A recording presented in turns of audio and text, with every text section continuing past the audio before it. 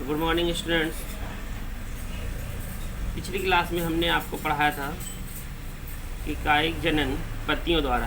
अब उसी के बाद अगली हेडिंग है उसी में कायिक जनन यानी कि पत्र प्रकिलाकाओं द्वारा। तो हेडिंग डालेंगे पत्र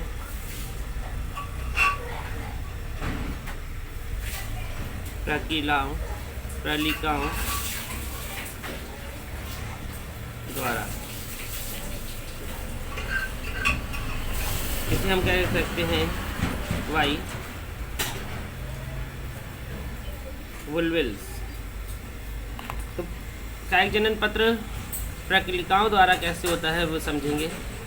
ये बहुकोशिकीय मांसल कलिकाएं रूपांतरित पुष्प कलिकाएं होती हैं जिनके द्वारा कायिक जनन होता है।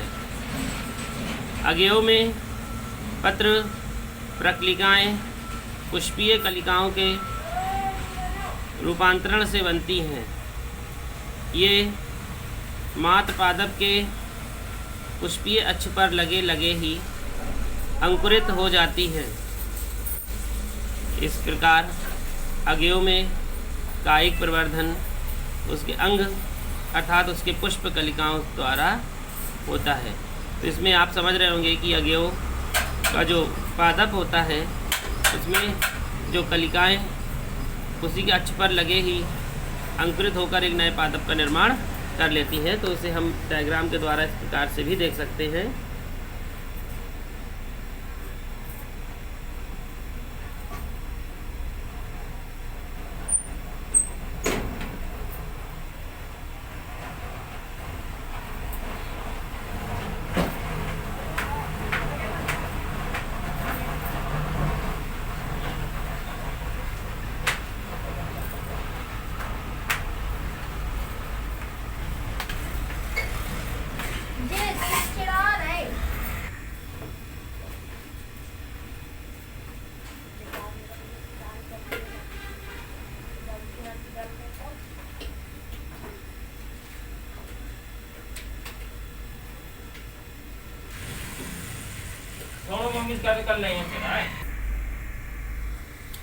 तो ये आप देख रहे हैं कि अवयव के पुष्पक्रम में विकसित बुलबुल द्वारा कायिक प्रवर्धन। तो ये अवयव का पादप है। जिस तरीके से यहाँ पर आपने देखा कि पत्र प्रकिलिका किस तरीके से ये हुई, और आप यहाँ देख रहे हैं ये कली नुमा ये जो देखिए बड्स निकला हुआ मुकुल ये देखेंगे।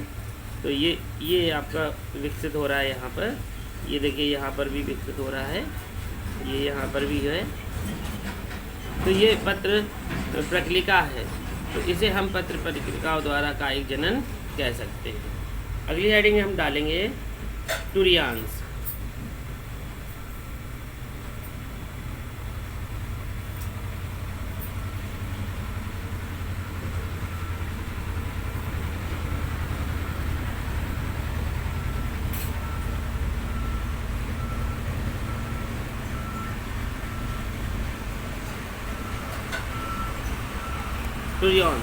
टूरियॉन्स क्या है?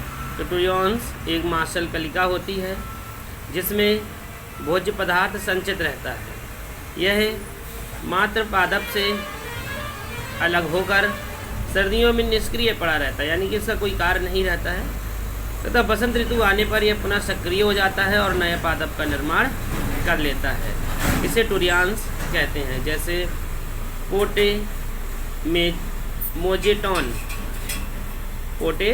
मोजेटॉन व यूट्रिकुलेरिया सभी जानते हैं। जैसे पिछली क्लास में पढ़ा चुके थे, यूट्रिकुलेरिया एक ऐसा पादप होता है जिसमें वह जैसे कोई जीव आता है तो वह अपनी शाखाओं से उसे फंसा भी लेता है और उसका पोषण प्राप्त कर लेता है। तो ये यूट्रिकुलेरिया भी है। ये था आपका टूरियॉन्स। तो ये इसका डायग्राम इस प्रकार से है, सभी लोग बना सकते हैं इसे।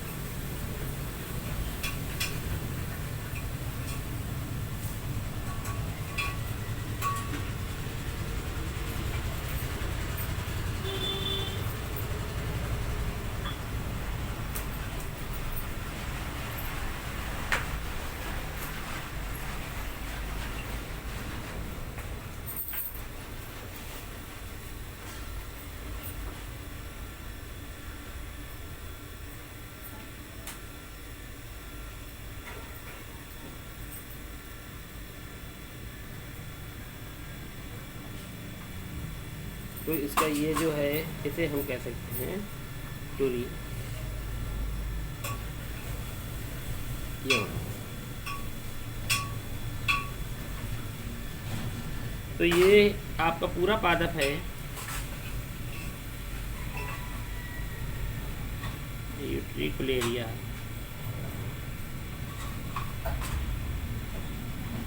का टुरियन। तो आपने देखा ये टुरियांश का पादप, यानी कि इसमें बताया गया कि टुरियांश एक मांसल कलिका होती है जिसमें भोज्य पदार्थ संचित होता है।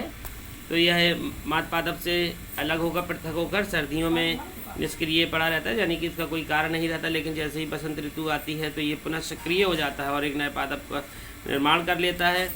तो ये था आपका यूट्रिकुलेरिया का एग्जाम्पल। तो आप सभी लोग इसे बना लेंगे। तो ये देख रहे हैं आप यूट्रिकुलेरिया का।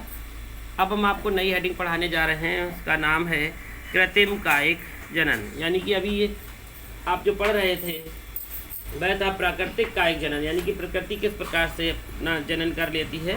अब कृत्रिम कायिक जनन है जो स्वयं दूसरों के द्वारा, यानी कि आर्टिफिशियल वेजिटेटिव रिप्रोडक्शन, जो दूसरों के द्वारा जनन कराया जाए उसे हम कहते हैं कृत्रिम कायिक जनन।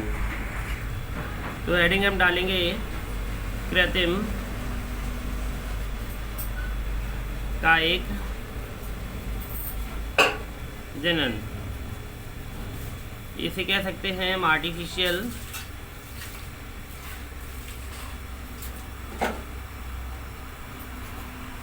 वेजिटेटिव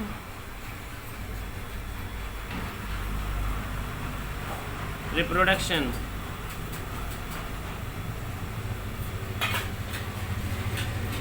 कृत्रिम कायिक जनन आर्टिफिशियल वेजिटेटिव रिप्रोडक्शन। तो मानव द्वारा इसमें बताया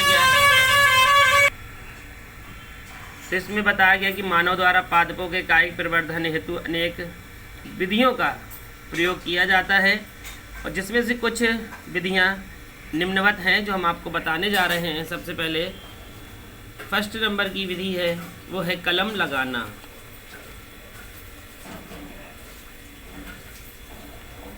कलम लगाना सभी लोग जानते हैं कलम लगाना विधि को, यानी कि कटिंग। कलम लगाना सभी जानते हैं कि जैसे गुलाब की कलम को काट लिया जाता है और उसे ज़मीन में रोपित कर दिया जाता है, कुछ समय बाद उसमें कलिकाएं निकल आती हैं। इस तरीके से ये आर्टिफिशियल कायिक जनन कहलाता है। तो सबसे पहले तो पादपों के कुछ भाग तो लिखेंगे, पादपों के कुछ भाग अनुकूल परिस्थितियों में नए पादपों में विकसित होने में सक्षम होते हैं। इन्हें कलम या कर्तन कहते हैं। ये निम्न प्रकार के होते हैं। तो सबसे पहला प्रकार का इसमें जो है वो कहलाता है मूल कलम।